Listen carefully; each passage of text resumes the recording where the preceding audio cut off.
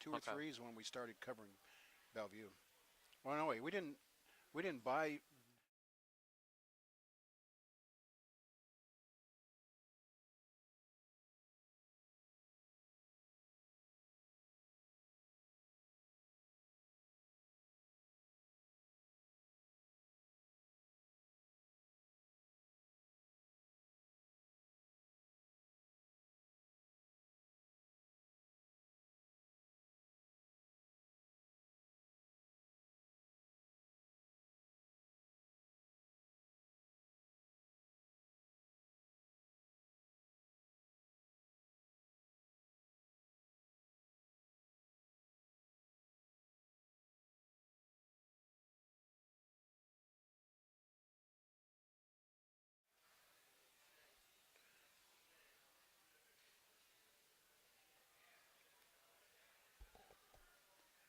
Well, welcome into Frickers in Fremont, Ohio, as we bring you week 2 of the high school football season. My name is Kyle Knight. I'll be your host tonight. My first guest is going to be John Kearns, and we'll talk to him here in just a bit. But here's what's coming up tonight. Ryan Lozier, the head coach of Lakota, he'll join us at 7:15. Alex Shepard, who's off to a winning ways at Bellevue, the first game for him. He ends up with a 33-23 win over Clyde. He'll be here at 7:30. We'll talk to Matt Flewelling, Clyde Director of Football Operations at 7:45. And Chad Long, as Ross is coming off a nice win over Tiffin Columbian to start the year, and they'll take on one of their rivals this weekend at Sandusky. We'll talk about that. But we are here at Frickers in Fremont. You can watch the show by following Eagle 99 WFRO on YouTube, or just go to the Eagle 99 Facebook page and click on the link, and you can watch us. We have these beautiful lights. We got to thank Josh Frederick. He's got us all set up, and it's looking beautiful here at Frickers, and he's our videographer this year. And, of course, we want to thank Aiden Klein back there at the studio. But John Kearns joining me, and a lot to talk about last week, John. Let's start with your alma mater, the Fremont Ross Little Giants, off to a 1-0 start. They held on to beat a tough Columbian team to start the year. Yeah, I got to be the board operator for that game with Tim Boulware and Scott Logan making the call. It could have gone either way. Columbian had a couple of opportunities in the fourth quarter to go ahead. Ross actually took a safety in the fourth quarter because they were way backed up. I was wondering why okay. And so they took kind of an intentional safety, and that chopped the lead down to from 13 to, I think, 13-7 to 13-9. Yes, correct. Yeah. And then Ross held them off. They got an interception, and then they stopped them on downs, and their defense looked really good and earned them the victory. So they're looking to go 2-0 for the first time in quite a few years. It's been quite a few years. I think I was actually doing the game the last time they beat Columbian to start the year. But anyway, this will be a great start. I think Sandusky obviously is rebuilding. They lost a lot of seniors from last year. Good opportunity for the Little Giants to go 2-0 on Friday night. Yeah, it's going to be on the road at Sandusky, which is a nice, tough place to play, and a big rivalry. And they, if they go 2-0, they'll have 3 straight really tough games: Perrysburg, Whitmer, Findlay in a row. But they're going to play one game at a time and get this victory, and then see how they can prepare for Perrysburg. I know Chad on the show last week was saying he really wishes those games were spread out a little bit. Right. It's the same as when we were in the league, where you had to play. It seems like Central and Whitmer always back to back. You know what I mean? Anyway, we'll see how that shakes out. And of course, you'll hear that game on Eagle 99 right here on Friday night. I will actually be doing the Ross game, and Scott Logan will be joining me, so that'll be fun. Scott and I in the booth. Hopefully, they let him in the booth, because he's so Fremont. He's Mr. Fremont Ross. He's always Ross. So for sure. We'll see how that goes. The other big rivalry game, Bellevue, with Coach Shepard winning his first game. Of course, I broadcast the game with Nick Roth on 92.1 The Wolf. Very entertaining game. It was 26-21 late in the third quarter. And speaking of safeties, Bellevue had to take a safety because on a punt, the snap went way over the punter's head, and smartly, he kicked the ball out of the back of the end zone. So that made it 26-23. They did finally score a touchdown late in the game. 2:11 left to seal it. Ike Brown to Billy Saberna 8 yards out, 33-23. I got to tell you, Connor Dowk, Ike Brown, these are all names we'll be talking about with Coach coming up, but they really look good in their opener, and you got to feel good for Bellevue. First time they've beaten Clyde in 5 years. So. And I believe you said that Connor Duck had 16 tackles. Yep. Wow, that's a lot of He tackles. was our player of the game, our right. Terra State Community College player of the game. So. Yeah, that's a lot of tackles. We'll talk with Coach Lozier coming up from Lakota, but boy, they got a nice win too, didn't they, in the opener? So a lot of teams off to good starts. John, why don't we talk about what's coming up maybe this week? Okay, well, on the Wolf on Friday night, we have Wauseon at Bellevue. No, Wauseon way to the west of us, but the Indians. They've played Bellevue, whether it's a regular season or in the playoffs, several times in recent years. I've been there. Yeah. Have you been to Wauseon? No. To do a Bellevue game? I actually have been. Yeah, you did. I remember that, yeah. So I think Scott Logan and I were actually there for that one. Clyde was really good that year, and Bellevue was really good. So. And Wauseon usually has a real good football program, and Bellevue actually got one of their 2 wins last year against Wauseon. That's right. Yeah. In week 2. They have a tough schedule because they have Shelby coming up. We did the game with Shelby last year, and they'll play Shelby here in a couple weeks. They have Perkins coming up. So, this is a stretch of their schedule, some winnable games. It'd be nice for them to get off to a good start in the first year under Coach Shepard. And, again, we'll talk about that.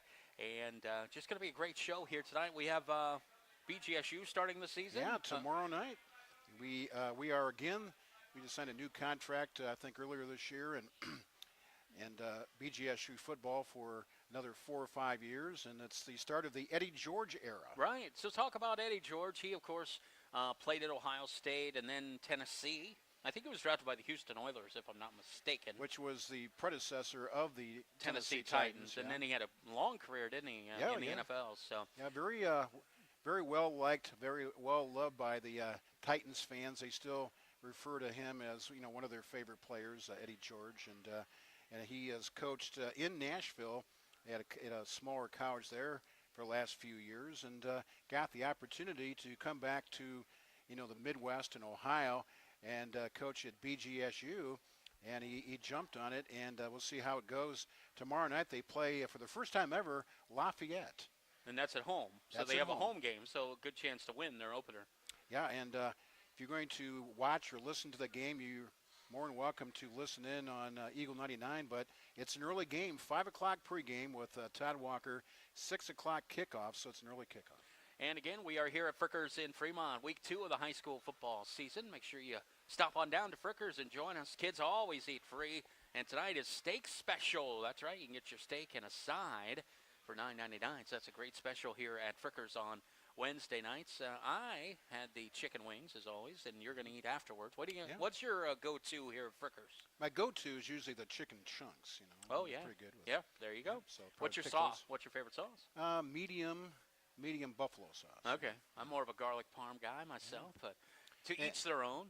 And also, speaking of college football, we talked about BGSU, but Ohio State's got, I would say, a pretty big game. They're not playing a cupcake to start the year like usual. Texas. Yes. And that's the team they beat in the playoffs last year or earlier this year. Actually. But they didn't have Arch Manning. No. So. Yeah. So new quarterback. New quarterback. So, but both schools will have new quarterbacks, and that's an early game. So 10:30 pregame show on 92.1 The Wolf, and the 12 o'clock kickoff on Saturday. What's your thought?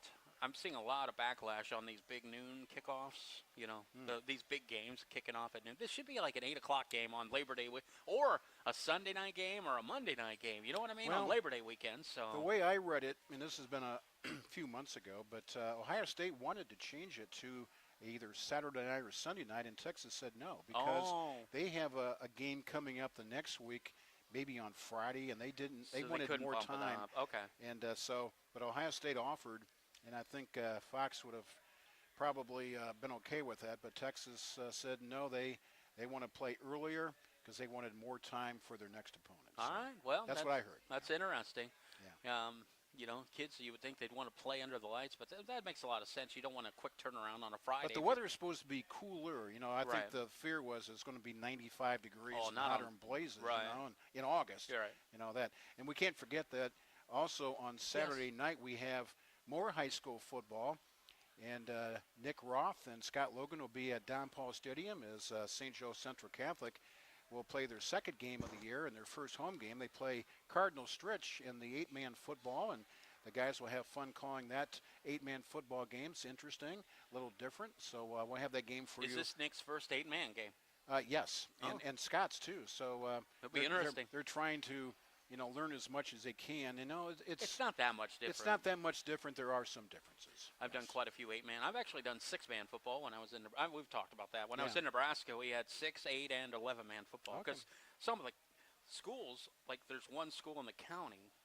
And there's just not that many kids, but they want to play football. They're farm boys. So. And this is why I like the 8-man football, because you got some area teams. They have, I think, 8 or 10 teams now, and 10 conference. And it's tough to field an 11-man team and be competitive. Mm-hmm. But if you get these teams together with 8-man, and a lot of games are fairly close, and it gets the kids a chance to play. And they started with Danbury last week. Yep. And Danbury, they lost the game. But Danbury and Sandusky, according to Coach last week, they're kind of the teams to beat this year, the N10.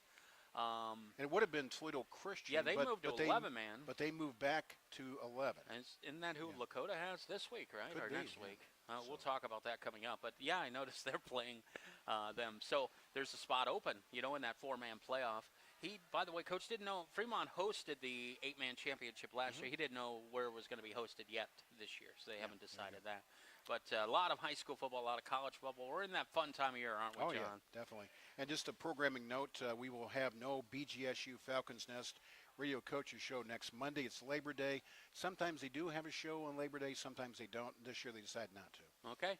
And one of your favorite events of the year is coming up, the Scrap Shows this weekend, isn't it? Well, I'm a farm boy at heart, farm boy, and so I always look forward to that. So it's Friday, Saturday, Sunday, and Monday, plus I'm the public address announcer for the show. I have a lot of fun. So I'm going to have 2 remotes from the Scrap Show, which is, people, what's scrap mean? It's Sandusky County Restorers of Antique Power. We normally have 500 to 600 tractors, lots of engines, flea market. We have entertainment, lots of food, about 15 food trucks, and tractor pulls, flea market, auctions, and all kind of stuff. So I'll have a remote broadcast Friday from 3 to 5 right here on Eagle, and then Saturday morning from 8 to 10. So before the Sandusky and Ross game, Yep. You'll be on Friday. And again, Scott and I will have that game here on Eagle 99, and it'll be Wasion and Bellevue on 92 on the Wolf. I think our next Clyde game is in 2 weeks at Clyde. So. And one more thing before I step aside. Yes, sir.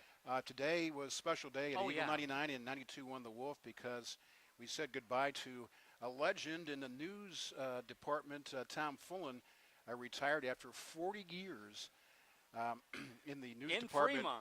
In Fremont, just in Fremont. He was in Cambridge before when he was very young, but Tom decided to hang it up and call it a career after 40 years. So we had a lot of fun with him today, and the mayor made it Tom Fullen Day in Fremont with a proclamation, made a party and all that kind of stuff. Did you get T-shirts? You should have had T-shirts made up. Yeah.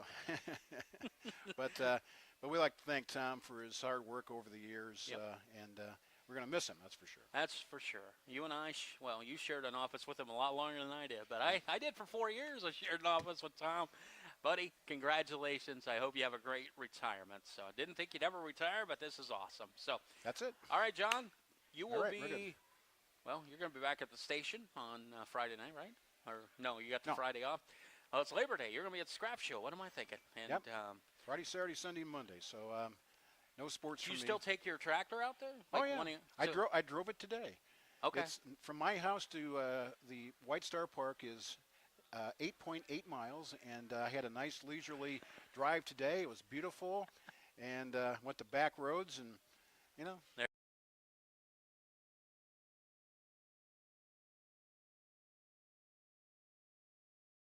It's a high school football coaches show from Frickers in Fremont. We're back after this on Eagle 99 WFRO. It'd be nice to let you know the show.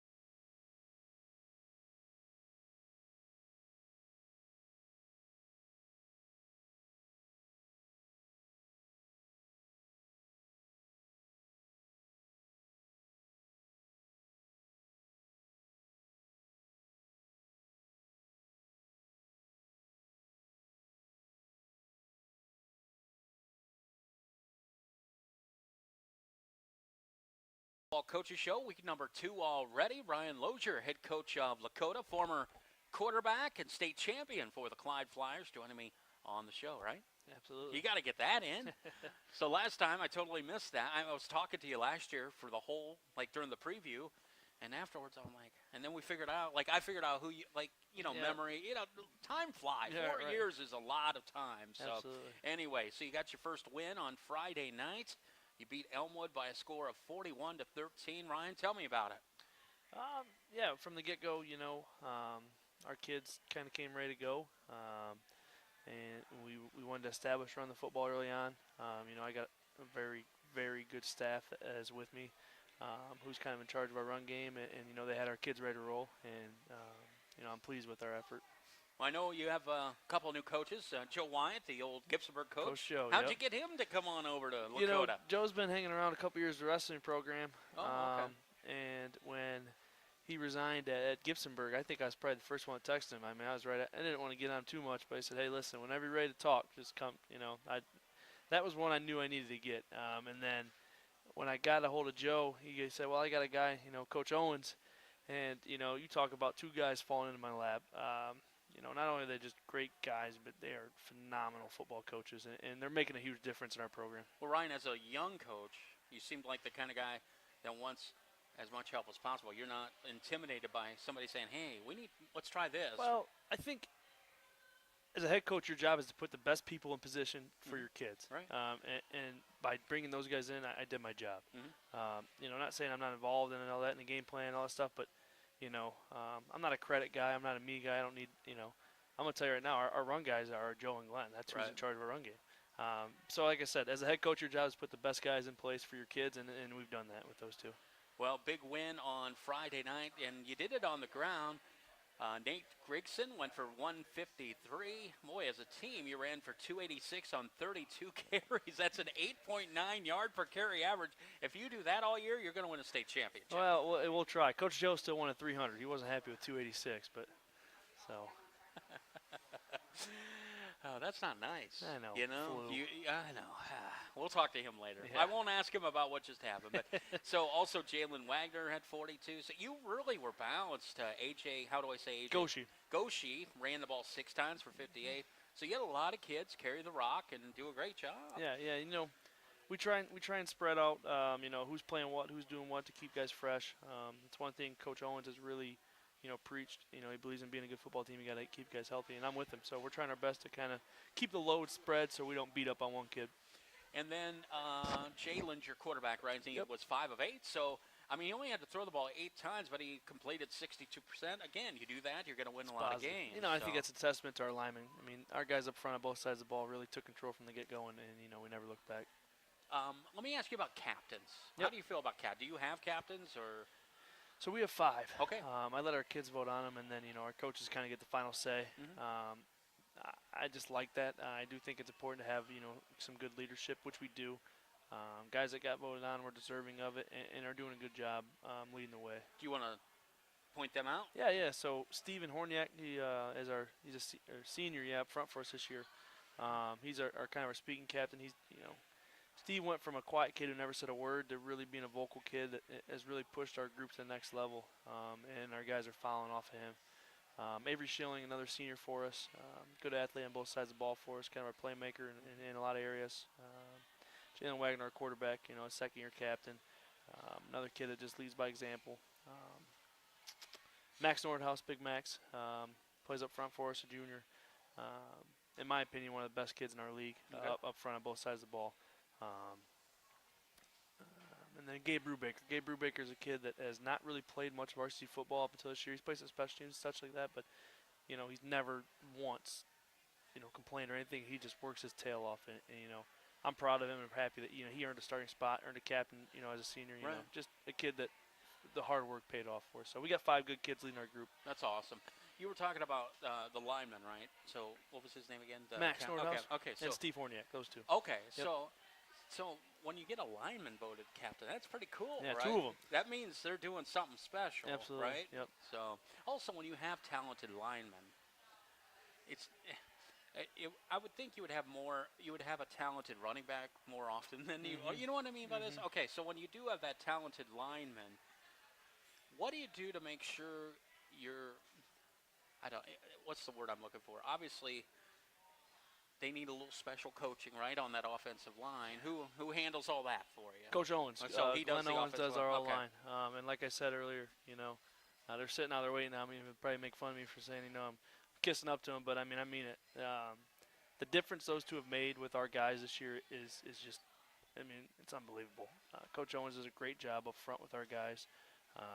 We ask about changes and who's blocking where, and it always goes to Coach Owens. So, That's great. like I said, it's kind of a guy that fell in my lap, and I'm grateful. And he's you're on. grateful, right? I told him last week before the game started, and I said, I'm glad you're on my side. So it's You one know- of those things that our kids are lucky to have. And one thing I would tell you, because I've been doing this for 30-some years, and this year I was like, I'm going to enjoy this, because you don't know, this might be the last run, right? And so Friday I'm at the Clyde Bellevue game, and I just really enjoyed it. And what I would tell you, because 30 years is going to go by, and you're like, man, just enjoy take a moment every Friday and just think, man, this is awesome to Yeah. be here. You know what I Yeah. mean? That's just be my advice. I know Yeah. you're a coach. I'm a play-by-play guy, Well, but we've both been I around do a lot try. of high school football. I do so. try. As a coach and a head coach, you get into a mind frame on Friday nights where it's hard to right? it's hard to take in a second, but I try to.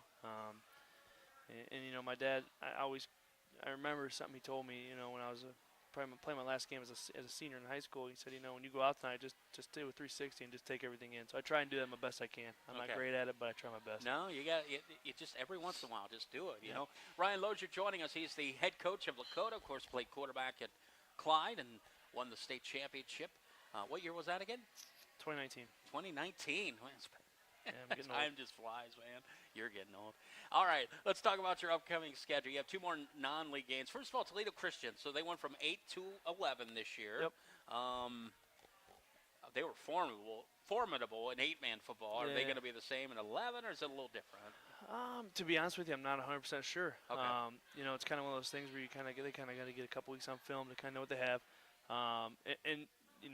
Looking forward to them. We're going to anticipate they're going to be athletic and well coached.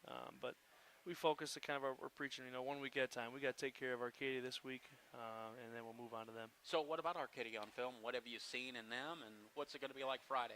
Coach Kidwell's done it a long time, Mhm. so he's got the mind over there to kind Is of. that Derek? No, No, I'm not that would sure. be his son. It's his son. Okay, You're okay, right. It's yeah, his okay, son.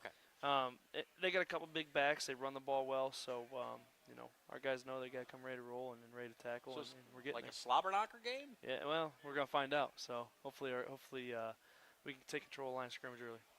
I bet your linemen love that. No Yeah. one going in, both sides. Yep. It's going to be a dirty game. Absolutely. It's all up front. We'll talk about the conference. I was talking with the Gibson coach last week. I said, Hopewell, and he said, well, until somebody beats him. What? That's it. Until someone can play with them and beat them, that they're the top dog. So What- I don't think that's a secret. Guys. But why guys are have they striving. been so successful? Well, I think it's a lot of things, but first off, it starts with the staff they have. Coach Koch does a great job over there. He's got a great group of coaches, and it's just a community buy-in. I think year after year, it's the expectation that they built there. Right, Kids from a young age know when you're going to Hopewell, you're supposed to play football, and you're going to be a good football player. right. And there's really no other way around it. And I think over time, you look at programs that are continuously good. That's the reason. Those towns that are all in on football are the towns we talk about that are just week in, week out. Hard to beat. Did you see the Thursday night game where Calvert was at Mohawk. Yeah. And Mohawk, boy, they look really good. Mohawk looked good. Yeah, we scrimmaged them a couple weeks ago. Oh, did you? Okay. Yeah. How'd so, you do against them? I thought we played even with them. They're a good football team. They're so, not obviously in your league, but Yeah, oh, boy, they look good. they look good. I wasn't expecting that. You weren't? No, not Okay. at all. So Because I did the Calvert Mohawk game last year, Mhm. and it was polar opposite, if I remember right. it was a pretty good game. But Calvert, ended up coming back and winning, but. yeah, okay. I was expecting a good game last Thursday. I wasn't expecting A blowout. kind of the way it went, but Yeah. I ended up watching the game. yeah. On- So Coach yeah, Mike so- Mike will get it figured out, and we play them in a couple weeks. We're going to be ready to roll. Yeah, well, that first game, look at Perkins. Yeah. When you saw that score, Yeah. but you didn't That think that surprised was me too. Well, But again, another thing where Coach Santoro there's a great coach, and No, he'll get he is. it He'll get it figured figured out. out. Yep. I actually was texting Troy Baumgartner, anybody I knew, I was like, is it? You know how score Is this stream right? is. Yeah. Is this score right? And Yeah. it was forever because they're down in that valley. And then Yep. finally, it's halftime, and it does not look good. And they said a lot of cramping. And Yeah, we were penalties in and, the same problem last week. We had everybody Yeah. cramping. So But hey, you got to overcome that. And so your conference then, you start with Woodmore. This is your conference Yep. after Arcadia, and then Christian. You got Woodmore, Calvert, Hopewell, Willard, Gibsonburg, Margaretta, and Northwood. I'm curious about next year when you guys take over the SBC. How that's is it just obviously it's just going to be the SBC just next the SBC. year? Okay. Yep. And it'll be how many teams are in basketball? I always lose track, but basketball there's so many more. I but don't know that off the top of my head because I know there's some schools. There's We got 4 St. schools Mary's. leaving. Yeah, St. Mary's, Danbury, New Regal's gone. So St. Mary's, Danbury. St. Joe's St. also Joe. basketball only. So I think that's it now though. So 9 maybe. Okay. 6 football, 9 basketball, or Okay. 5 and 8. One of the two. But it's nice you're playing this year anyway, the full 7 conference games, Mhm. right? I mean, I always like that. When you were in the SBC, it was 7 or 3 and 7 because there was 8 teams. The NOL was the same way. Yeah. Oh well, up until not really when I was. Did in, they it was merge when we merged? Okay, yeah. okay. So it was See, like again, time. You just Yeah. don't. Yeah. Yeah. Before it was just the SBC. 7 You and had the 3, 8 yep. teams and Yep. then 7 games. So, what do you think about the new conference that Bellevue, Clyde, and all these guys are going to be in now? Oh, I haven't even thought about it. I mean, No, I just, mean- I don't know. It is what it is. Lakota's in the SBC, and that's where we're gonna be. And I just think the problem with this whole league, and I'll be honest, I don't care. I'm Yep. just going to talk to me about it. Is the crossover thing never happened like it was supposed well, it just to. makes, And that nobody wants to play. Up. If you don't have to play Hopewell, or you don't have to play Clyde, or you don't have to play Edison, nobody wants to unless you got a football team that can do it. Because you go over in a non-conference game, and get beat up. Mhm. Well, now you go into your league play and you're hurt. Right. So there's a line there you got to play as a coach and an AD on who you're scheduling. So I think that played a factor into that crossover not happening, and then it just makes teams, it makes it hard for teams like Clyde and Right. Hopewell to find games. Gibsonburg last year Well, and stuff like that. So they travel so far, yeah. So that's the other benefit of it is you only have one non-conference game Yeah. at this point. Yep. So Ryan, when you talked before the year with your boys at Lakota, what was the goal for this year? Or do you not set really team? Our kind of word, I guess, I keep falling back on is win. Mhm. What are you willing to give to win? All of our coaches, I have a great staff. Again, I'm lucky, with Glenn, Joe, my dad Dave's still with me, Gunner, Reggie, Jason Wagner, Cole Owens, who came on as a film guy, and I looked at him about 2 weeks ago. I said, "You're too smart to be doing film. Come out and coach with me." All right. So I got a lot of guys that are really good coaches. But we've all won, and Correct. we're trying to instill in our kids, winning. So we ask them what you're willing to give to win. We're changing our look a little bit this year, so it's going to take a buy-in. So that's kind of been what we've been preaching. Would you rather win, or would you rather have your stats? Well, that's true. You talk about your staff, and the victories and the playoff wins. And Yeah. So if you want to learn, you might want to learn from somebody who's actually done it, right? Yeah, So that's a great point. And kids either buy in or they don't. Yep. And if you're trying to build a program that's sustainable and it's going to last, and That's our you hope. got to have the buy-in, don't Absolutely. you? So, well, Ryan, thank you as always. Appreciate it. Anything else you want? I mean, I'm good, man. Okay, Just- well, we'll if I talk to answered you throughout everything, Yeah, you're good. The first time, I just kind of like to preview Yeah, everything and talk about your staff, talk about your captains. So Perfect. I look forward to it again. Maybe we'll put Coach Joe on here next time. there you go. Joe's he's a veteran. Oh so. yeah. All right, Ryan, thank you very much. Ryan Lozier, head coach of the Lakota Raiders. You can go ahead and put that down. Coming up after the break here at Frickers in Fremont, where kids eat free, we'll talk with Alex Shepard, the head coach of the Bellevue Redmen, off to a 33-23 win over their rivals, the Clyde Flyers, on Friday night. So we'll talk all about it here from Frickers in Fremont on Eagle 99 and live on YouTube on the Eagle 99 WFRO YouTube page.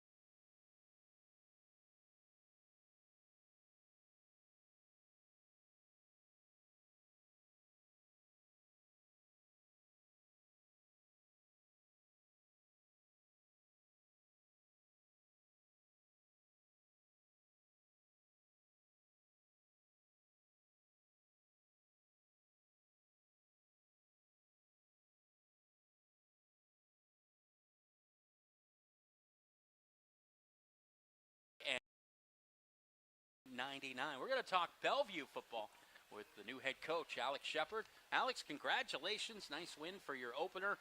Kind of hard when you come into a situation and you play your rival the very first game. But I think that could be a good thing because you could talk about it with your kids all summer. But just kind of talk about, we'll get to everything, but when you got the job to now, it's probably been a whirlwind, hasn't it? It has.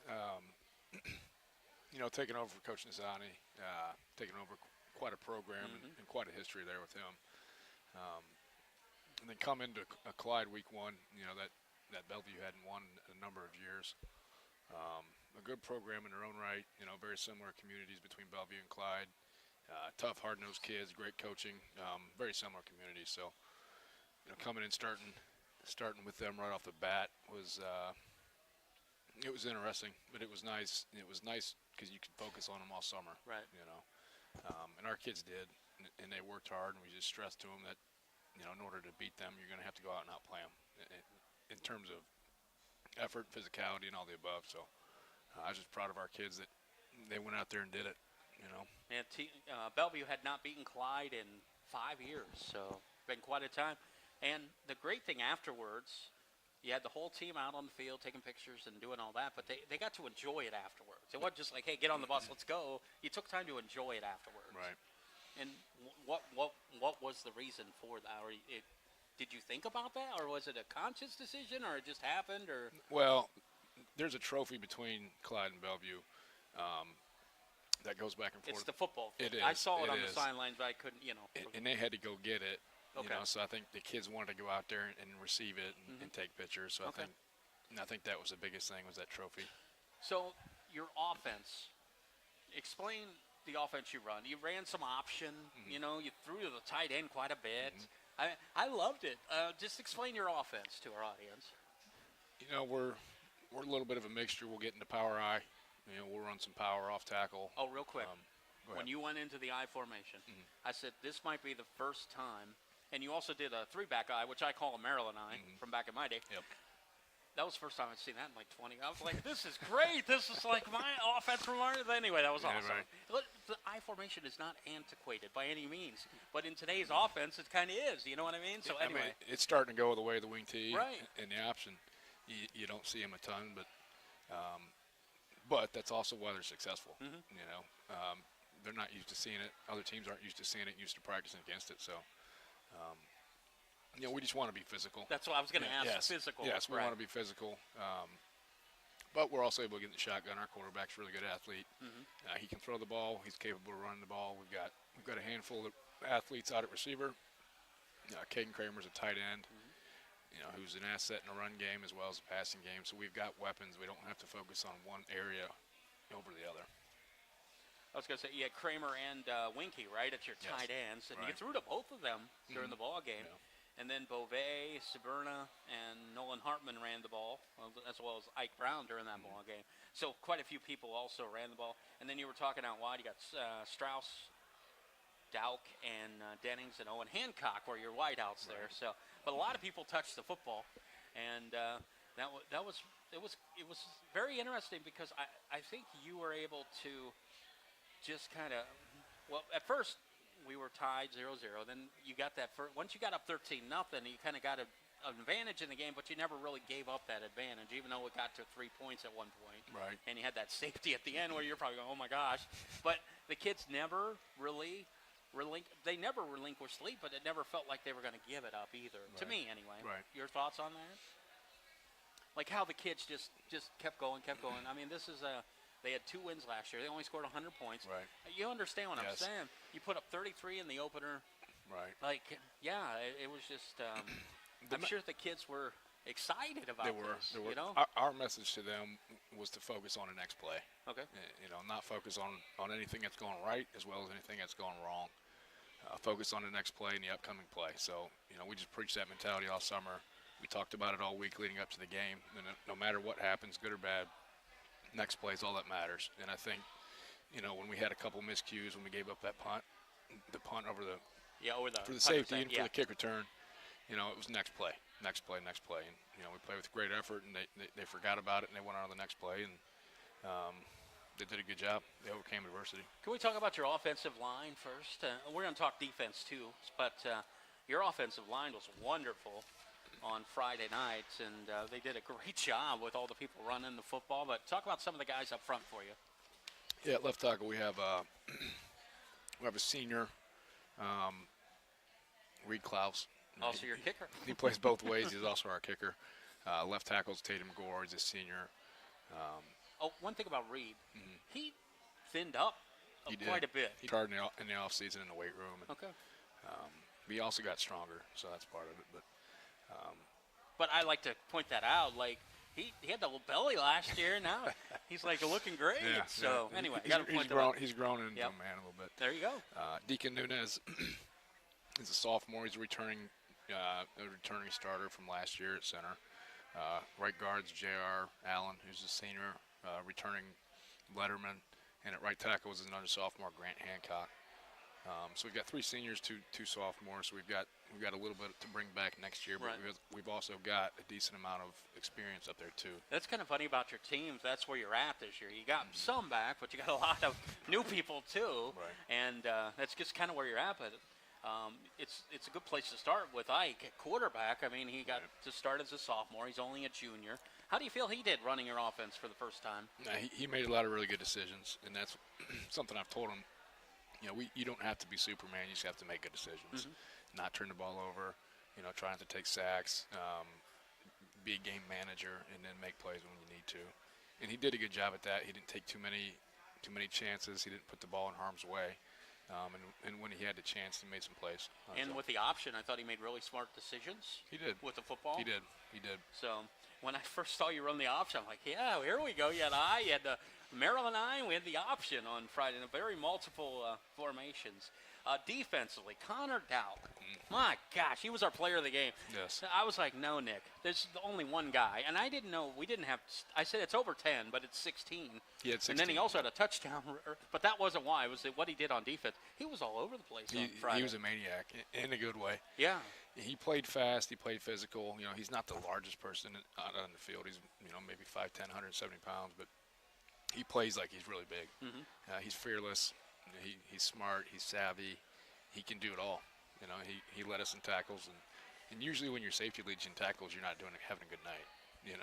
But he's aggressive enough that he can come up and stick his nose in there, and he looks like job. Troy Polamalu almost out there. You know what I mean? Like you almost give him a little free will, right? Yeah. A little bit. A little bit. And Caden Kramer had a heck of a game defensively too. We talked about him on offense, but he had 12 tackles on defense, and Beauvais had 8. I mean, you had a lot of tackles from, Hartman was 7. You had guys going both ways, Ike Brown. All these guys go both ways, and they played really well for you on Friday. They so, did. Well, you have Wassey on this week. You've watched them on film, I'm sure. What have you seen? They're big.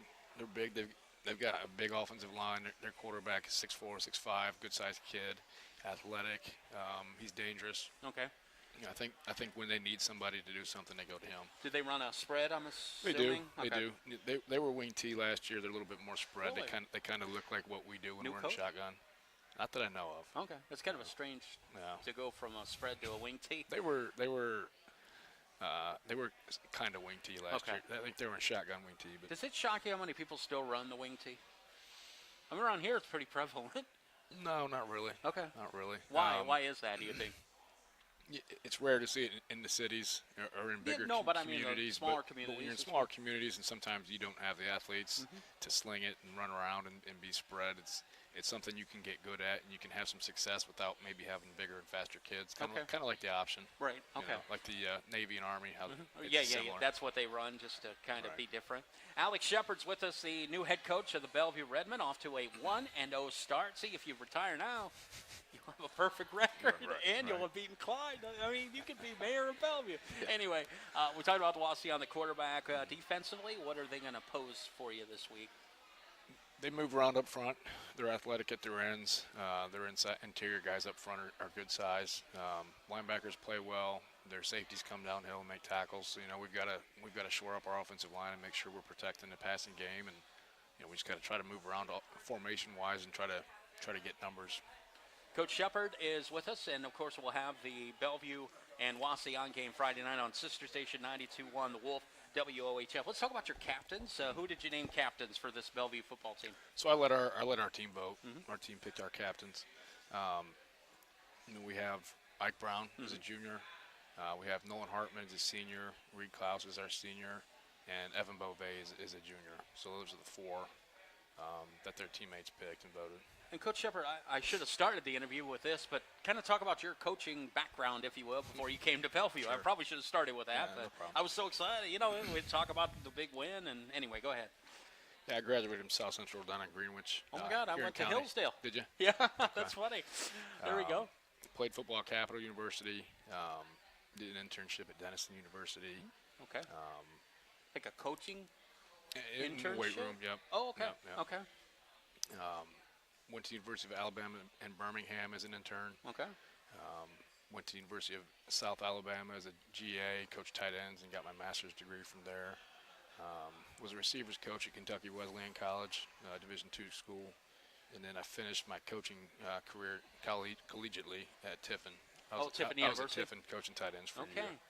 That's interesting. How does a boy from Greenwich end up in Florida? Birmingham. Birmingham. I'm sorry, yeah. Alabama, Close, not Florida. close, Yeah, I'm close, sorry. close. South, in the South, Correct. anyway. Yeah. You know, I miss football. I wanted to be a part of it. Okay. My undergraduate degree allowed me to do that, and I sent out probably 40, 50 emails Okay. to Division I, Division II colleges, and I got 2 responses. One was Birmingham, and one was in Tulsa. And I knew a little bit more about Alabama, so that's where I went. Well, I ended up in Missouri because I applied for a bunch of jobs, and that's where they said, "You come Right, on over," right. and that's how you end up places, Right, don't you? right. Well, Coach Shepard, I really look forward to getting to know you this year, Yep, and appreciate it. congratulations on the big win. Thank you. We'll see. Well, I will be with on the Eagle Friday night, but I'll see you here in a couple weeks. Nick will have your game this week with Mike Roca here on Sister Station 92.1 The Wolf. Head coach Alex Shepard of the Bellevue Redmen. We'll talk Clyde football with Director of Football Operations Matt Flewelling on Eagle 99 and live on YouTube.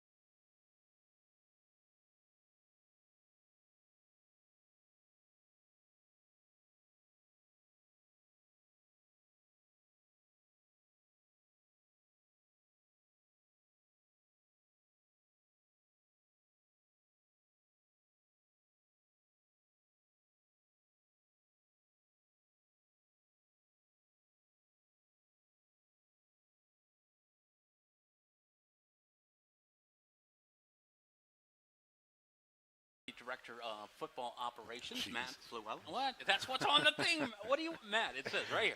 Clyde, yeah. Director of Football. This is Coach Carter. This is the title he gave you. So, anyway, Matt, you do everything at Clyde. I try to do I do my part. You're all over the place. But let's talk about the Clyde Flyers. They started the season on Friday night. Of course, we just talked with Coach Shepard of Bellevue, but you guys have quite a bit that's new on your team. You're returning some players, but nobody at the wide receiver position. You have a quarterback who played a little last year. But you are bringing back a little bit, but mostly some new players in there for you. Right. It's a good mix of kids. You don't want to have a full Rebuild. rebuild every year, but we had a lot of 3-year starters that graduated last year, and we're trying to develop some guys in our back end and on our outside. And we had some kids that have played on the junior varsity side and stepped in, did their part last week. Between Eric Cauble and Tyler Noss and Mason Fluelling, they all did their part at wide receiver. I don't know if we're going to have a guy that's going to get 10 receptions for 150 yards a game. I doubt. Yeah. But, we just got to keep going. It's on to start now, and I will say the see how we Crockett go. kid, he's fast yeah. on the outside. Deacon is fast. We did a lot of work with the jugs machine this week. Hands, yeah. And just got to keep working on that and keep progressing and take a step forward. But look at, Cole had 1, Mason with 3. Now, Mason played a lot last year, but Eric had 5, Tyler with 5, and Deacon with 3. So, yeah, you got guys who weren't really mainly receivers last year, but, Right.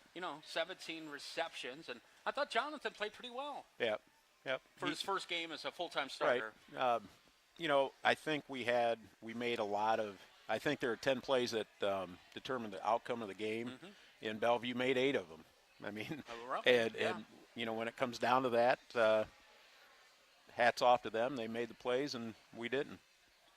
Yeah, they got up on you, 13-0, I believe, or 14-0? It was 13-0, and then 13. you got the long touchdown return. Crockett returned the kick, Right. 85-yard. I was like, It's nice to see us return a kick instead of Give kick it up. giving it up. We've given up a lot over the years, and we've tried to shore up that part of the game. And we worked really hard this week. With Alex coming in at Bellevue, a lot of unknowns. With Coach Nasani being there for 30 years, we kind of knew every year what to expect. Coming in, you really had no idea. kind of got an idea from the scrimmages. We scouted them. They scouted us. And a lot of times in those new situations, you see a lot of first-time head coaches win that first game, for whatever reason. And again, they got a pretty good core coming back. Oh, yeah. This year that Well, played a lot last year. And Ike at quarterback, that helps. Yeah, the quarterback, tight end, linebacker, defensive end. They got some pretty good football players. So not taking anything away from them. They played very well, and at times we didn't, and that was the outcome of the game. So, Matt, how's practice been this week then? Bounce back week with you? It's been all right. Not great. We've got to keep improving every day, and not worry about who we got that week. We got to worry about ourselves and keep improving day by day. Yeah, That's kind of our motto, day by day. And do the little things, and the big things will come. And speaking of, you do have Toledo start, but you're on the road this week. You go Toledo, you're home with Ashland. I think we have the game next week, and then you're at Glassville. It's always fun Right. for the kids to Right. actually get to play where Toledo Right. plays, isn't Right. it? Yep. So College Stadium, Makes them feel big time. atmosphere, and it's a big stadium, and there'll be about 3,000 people there. But again, they've really improved over the last couple of years, and Ashland's really good, and Start's really good, and Port Clinton's going to be, sitting right there when we see them week 4, and then you turn around with Perkins and Edison. So, our slate is very tough, and we've just got to grind through it. Yeah, not an easy slate this year, and No. obviously kind of the shocker, I think, of week 1 was Perkins falling to Clear Fork. So when you see a guy like Ryan doing such good things at Lakota and coaching, that's got to make you feel good, right? Like a kid who's come from the school. And He does teach with me now, and I got to make sure that he gets to school on time still. I was a sponsor when he was a confirmation candidate in 8th grade, so Okay. Ryan and I go back quite a ways. But yeah, I mean, it's that's the path that he's kind of chosen right now. And you know, we tried our darnest to recruit him over to Clyde, and Right. he stayed that route for at least the time being. And you know, hats off to him doing a good job over there at Lakota. Yeah, you're doing a really good job. They were off to a win in week number 1. We're talking Clyde football. Don't forget, you could join us on YouTube. Just go to the Facebook page for Eagle 99. You'll find the link there. Just follow Eagle 99 WFRO on YouTube. And we're talking with Matt Flewelling, the assistant coach. We'll just call you Assistant coach. not the director of football. I try. I do everything that Coach Carter doesn't want to do. Okay. How's okay. that? Well, that could be a Pretty lot. roster right there. I put that Did together. you put this one yes, together? I did. That's really nice. Yep. I like that. Until the kids change their numbers at the last minute. I keep saw sending that them out. email. You were like, "This is the final, whether they like it or not," or Yeah. something like that. Is what you said. Who was the captains for the Flyers? This year? Johnny Lance, Cole Senstock, Curtis Dick, Ian Everett, and Brady Dukeshire. Do you have the kids vote on that? Or The did kids vote on it. Okay. Yep. I think we could have had any of 10 or 12 seniors be a captain this year. We had a lot of kids get different votes and so forth, and it just kind of goes back on the kids' upbringing and who they are as individuals. And you know, I think as we keep moving along, they'll mature.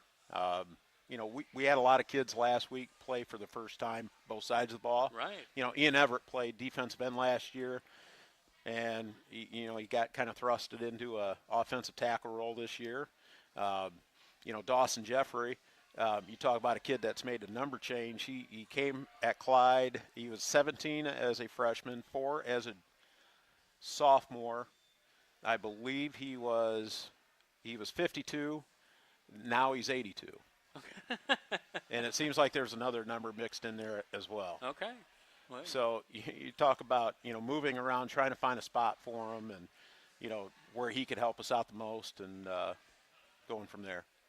is it hard when you have to bring in like Tyler Soper graduated, so you have to have a new kicker? Is that always strange, like to bring? No, in a new one? Mitch has been with us now for 3 years. Okay. In so it's fact, just his time. So. yeah, it's his time. He's been, you know, he started out working with Coach Phillips. Jerry does a fantastic job with our kickers. You know, he kicked at Bowling Green. He holds just about every record, as he pointed out to me at Clyde.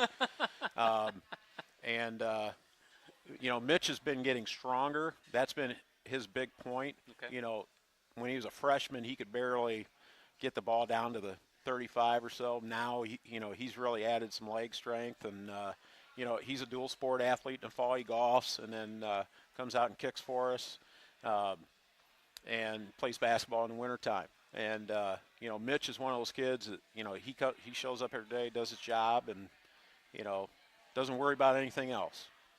Great kid, great family. And let's talk about the defensive side of the football. Obviously, Mason and Hector had a heck of a game defensively. Hector had the 16 tackles, and Mason Flewelling with 11. But those guys just do a great job of just patrolling your defense, don't Right. they? Right. Between those three, with the addition of Cole Senstock, we feel we have 3 pretty good linebackers. Now, again, we've got to get them playing under control and playing, you know, how we want them to play. And you know, there's times that they kind of do their own thing, or And you don't want them doing that. you know, we don't want them doing it. But you know, that's about high school football. You know, high school football is not life and death, and that's what, you know, we've tried to talk to them about. To say, hey, we lost the game. The sun came up the next day. Nobody Let's died. move on. You know, we're going to be okay. You know, we put a lot of work into it. You know, the kid, you know, obviously everyone was disappointed, but sometimes you have that. You had a couple guys going both ways on the line, offensive and defensive. Is that the hardest position this early in the year to go both ways? Well, I think so. I think it wore down a couple of our guys. You know, and we've made some adjustments this week about, you know, having a better plan coming into the game of, okay, you know, this series, this is what we're going to do. This series is what we're going to do, and so on. And but at some point, you know, it's funny because nowadays, you know, when a kid goes both ways, a lot of kids back in the heyday, or you know, the 90s and prior to that, my days, time, the 80s, yeah. kids went both ways. Yeah. I mean, it just wasn't. You didn't worry about it. You played both ways, and went after it. You know, and the game's changed a lot. It's a lot faster, so you got to be in better shape. And you know, is what it is. Kids are bigger now Right. by far. Funny story, my freshman football team, we had 12 players. Yeah. But So- we played the whole year. Yeah, Nobody played the got whole year. injured. You know, and and that's one of the things too. You know, a lot of teams, no freshman football. there's no freshman football, and now you're getting no JV football. And that's bad, yeah. And you know, I think, you know, number-wise, I just don't get it. Maybe it's just too hard for, you know, some kids to play the game of football.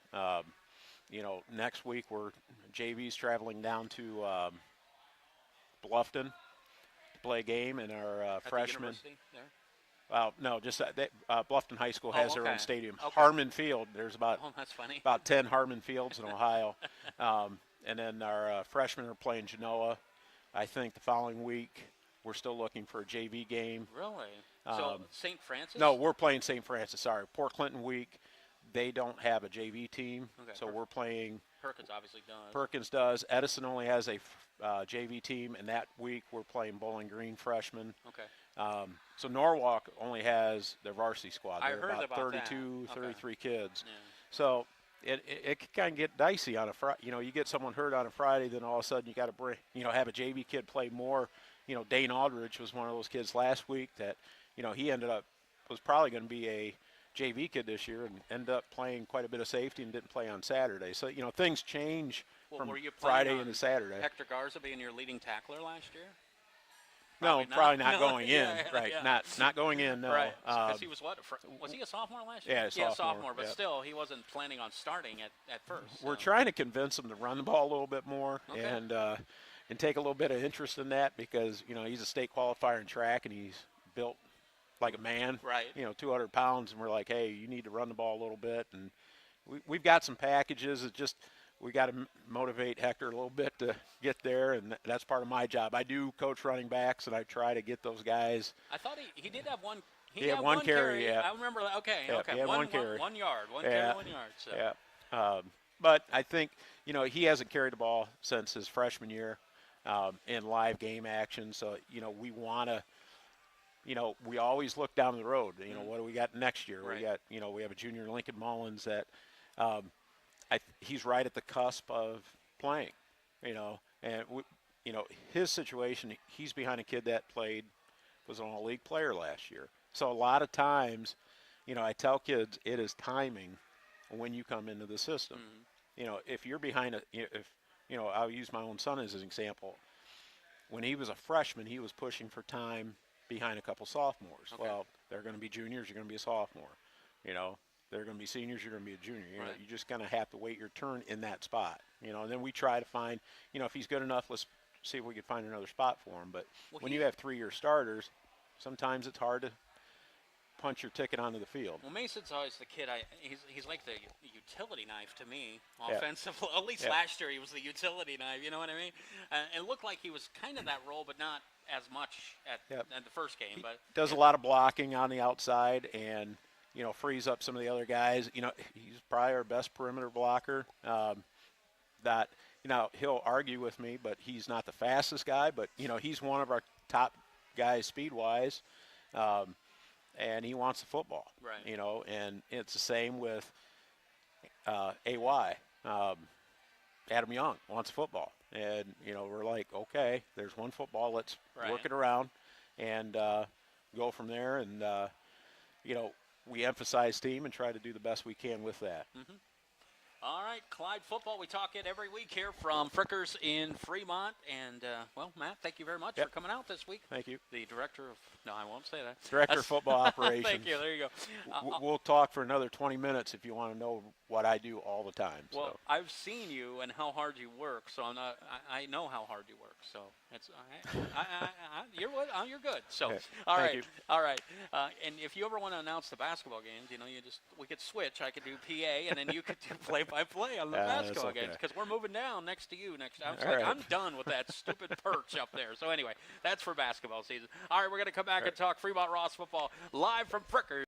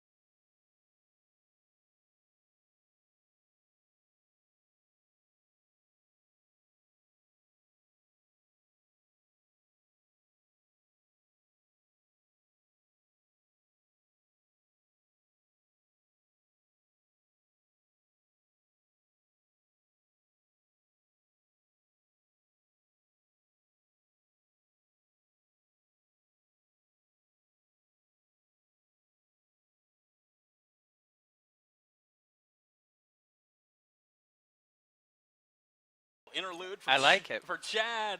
I like it.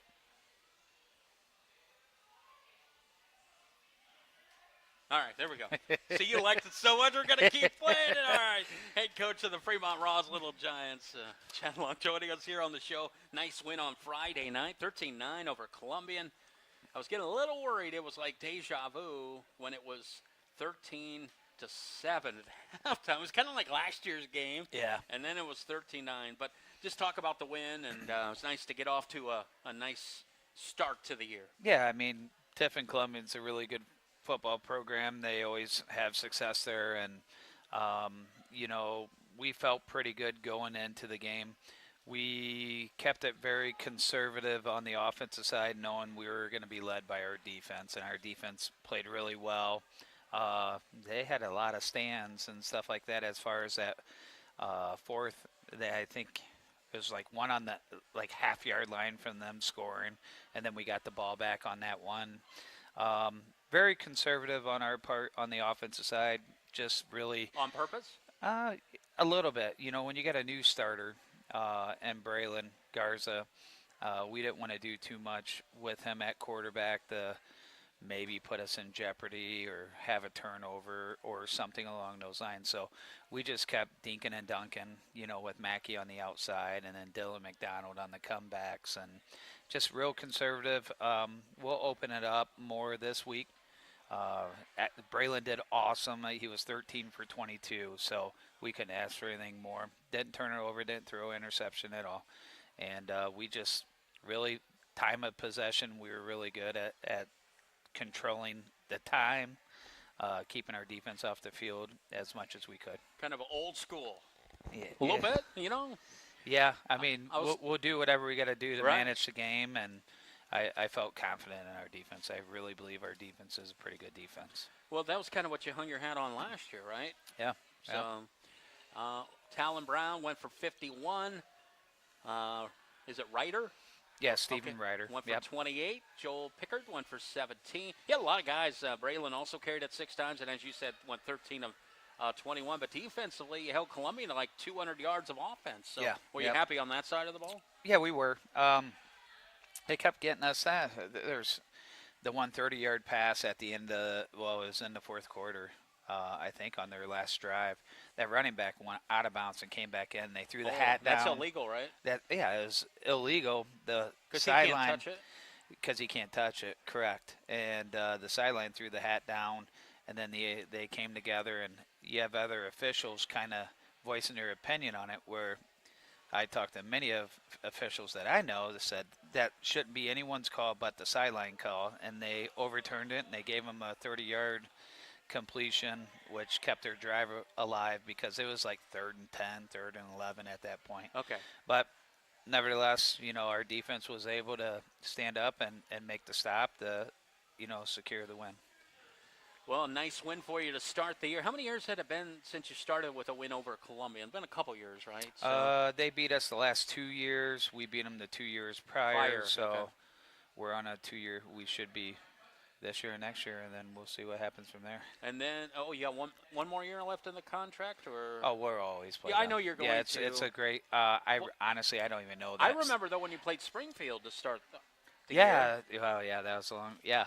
Yep. Scott Logan's over there looking at me with side eye over there. Oh, trust me, we'll have Springfield at Springfield this year. No, I meant to start the year you played there. Correct. Before Yeah. the Columbian Before thing the restarted. Columbian, yeah. That was my second year you started that back up. Yeah. So Yeah. that's when the kids were freshmen. all the young guns. Yes, they were all freshmen that with year, Caden so. Holmes and Bryson Hammer. Because they and beat them next year. Yeah, No, we oh. didn't play them the next year because of COVID. It was a year the after year that. after yeah. that, we smoked them at And our then place. junior and senior year, that's what you're talking about. They Yep. won both years. Yeah. So. And those were really good Columbian teams, Yeah, too. yeah. So what about Sandusky? Obviously, they're rebuilding, but what did you see in them on film? Well, I think their quarterback's very athletic and he can sling the ball. He has a very strong arm. And Is this the same quarterback you guys played last year? Yes. Yep. 'Cause Real the other tall. guy was He's like injured. 6'6". Yeah, Yep. yeah. Yep. Real. He's the athlete. He's going to run around, and then try slinging it down to whoever's open. They do a nice little scramble drill, a lot like Clay. You know Okay. how they kind of scramble with Heichel or Heichel. Heichel. Or something like that. yeah. Heichel. Yeah. So it's very similar in those regards. Johnson is the kid you're talking about, right? Yeah. Yep. So the one thing I've noticed is he does sling the ball, but he's pretty inaccurate in terms of He'll throw- percentages. But he he'll- seems to hit some long ones every game. He right? does. Against Amherst last week, he hit a big bomb on a kid running down the sideline. So if we can contain him, keep him in the pocket, and Talon and Marquez do their job on closing the edge, and let Big Cole or Marmar go ahead and get a sack, that's fine. But I know Talon and Marquez are going to want to get their piece on them too. What'd you think of Amherst? The team they played on Friday night and So, lost to 48-6. Yeah, they were. I think they were going fast. I don't think they huddled. I think they just moved really fast. Okay. I don't know. The Amherst had a good game plan. It's very simple. They ran a lot of jet sweeps and so forth with the quarterback and as well as the running back and the receivers. It was pretty simple what they were doing, and they were able to run up and down on the field with them, and they were able to throw when they needed to. They just couldn't put it in the end zone, basically. Amherst? No, I'm talking Sandusky. Oh, when they went- yeah. Sandusky on offense. No, they struggled. Yeah. Okay. Yeah, their offense struggled against Amherst. They were in a 3-3 defense, and Okay. they had a lot of pressure on them. So it's kind of hard to compare. It's early in the year. They probably had Sandusky had starters that I think there's only one kid returning on the offensive line, and that's the center. So they're a lot. I think they're better offensive line this year than what they were last year. So bigger. You have your what's the word I'm looking? You have your. It's going to be a tough one on Friday night, is what you're saying up front. They're so, always yeah. we know that they're going to give us their best game of the year will be against us. Yes. And that's always how it's going to be. And plus, we have to go to Sandusky, so they got more to play for, up there. So. And that's Scott Logan's favorite place to go as a broadcaster. I like it because there's a bathroom up there. That's the only reason I thought like because they feed you guys. Well, no, I don't worry about it. I just need the bathroom at my age, so that's all I care about. Anyway, as we look ahead here, Chad, you got Sandusky this week, and then as we talked about last week, your non-conference schedule gets really tough, so you can't really overlook. Yeah, the crossovers. Yeah, with what's coming up, you might as well just look at it a week at a time. And I only look at a week at a time. Honestly, I've been like that forever. You can never overlook anyone. You gotta win each week, and you can't overlook. And maybe that's something I was taught through all the other coaches I had is you can't do that because that's where you're gonna lose. Right. And you can't want one. How many Sandusky by. coaches have you coached against? Is it 3? 3. Franklin, Yep. Franklin, Pajali, and the new guy. Yep. Which I haven't met him yet, so. Very good guy. Okay. Yeah. Yeah, he is this will good. be my first time meeting him. This is his second year there at Yes, it Sandusky. is. Yep. So, well, I'm on the Wolf, Scott Logan. I don't do a lot of Ross games, so I don't prepare a lot for Sandusky and Ross. This will be my first time preparing. So Just know there's a nice little love rival that goes between the two towns. So Well, believe me, I know that. So, how many Browns am I going to see on Friday here? Browns. Well, you got Talon. Okay. That's it. Oh, Dontra's brother in playing still? He's gone. Well, that's Marquez Ar- Williams. Oh, okay. So, his yeah. last name's Williams. Okay. Yeah. So I'm his looking last forward name's Williams. Seeing Yeah. him for the first time, so that'll be great. Yeah. Yeah. So. He gets a little spitting image of Javon Clowney. Oh, really? Yeah. being Marquez off the edge and stuff. He reminds me a lot of him, of how explosive he can be off the edge. So let me ask you this, Chad. You go from week 1 to week 2, and when you win in week 1, obviously it's a lot easier to go into week 2 because, Wow. you know, the kids are, plus it's a rivalry week. Like this week compared to like last year at this point, right? Like you're trying to get that first win against your, how hard is it to lose that first week and then have to rebound compared to winning that first game and then the next week? Because you're dealing with kids. That's why I'm saying. We're dealing with kids. It's a mindset with a lot of these kids. But, you know, this, I don't know. Honestly, this is a different style and a different group of kids. I've never coached anyone at Fremont being a team that plays together for themselves, you know, as a team, as a brotherhood. Right. And that's what we strive ourselves on. And these kids don't care. They don't care if they get the ball. They don't care if they score the touchdowns. As long as they win, they don't care.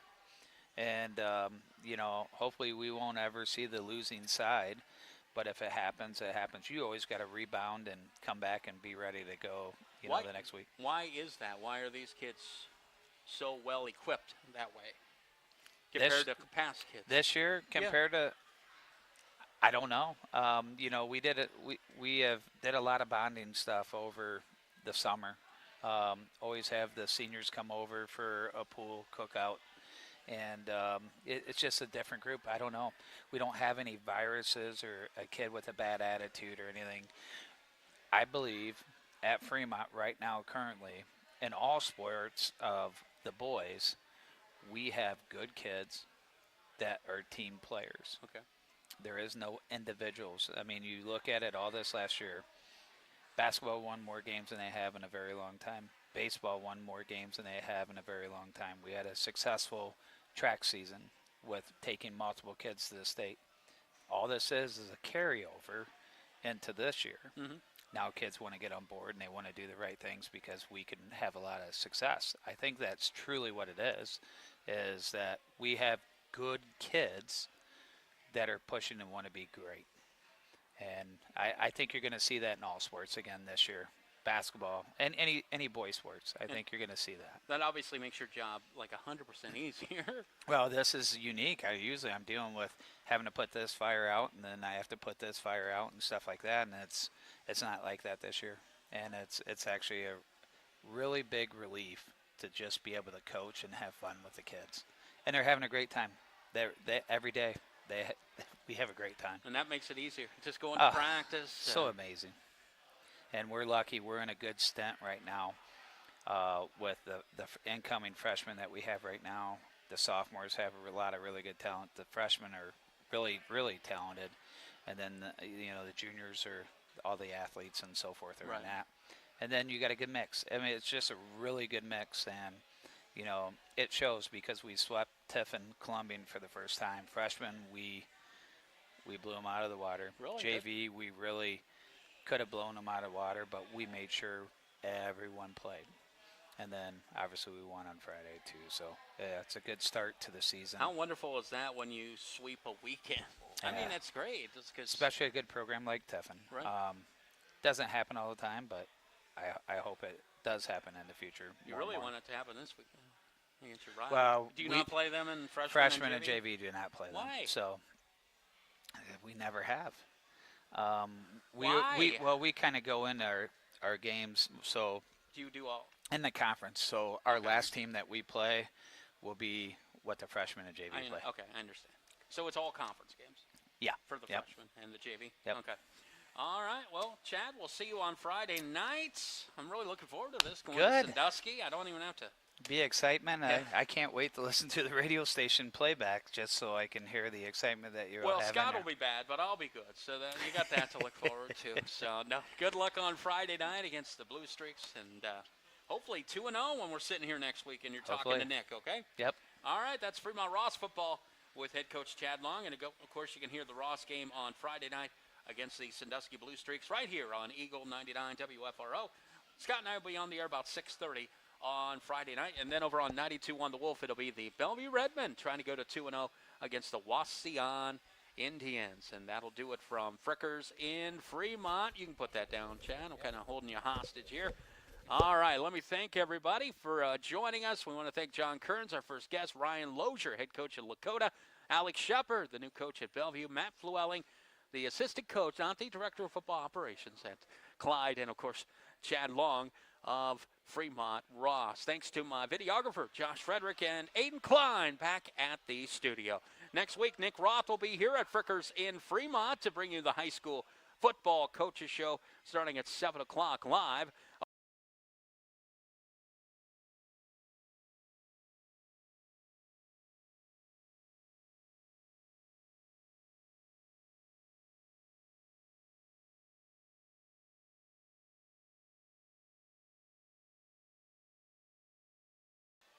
We got coming down as Be Good Go Squire Finney's baseball game Sunday, September 7th, when we play the Sandusky County Radford. That's Be Good Grove.